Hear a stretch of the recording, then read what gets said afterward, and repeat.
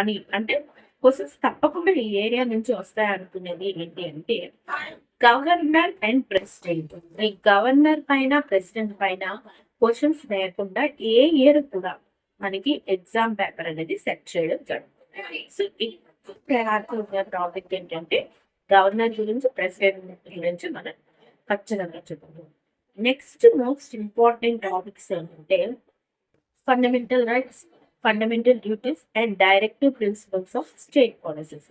వీటి నుంచి కూడా క్రమం తప్పకుండా ఈ 3 టాపిక్స్ కి రిలేట్ చేస్తూ ఒక క్వశ్చన్ ఇచ్చిన ఈ 3 టాపిక్స్ ని దాంతో కలిపి ఇవ్వడం జరుగుతుంది. సో వేరుగా కూడా ఇవ్వడం జరుగుతుంది.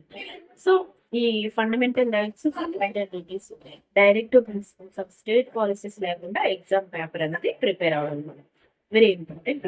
నెక్స్ట్ ఇంపార్టెంట్ టాపిక్ ఏంటంటే కాన్స్టిట్యూషనల్ అమెండ్మెంట్స్. ఈ అమెండ్మెంట్స్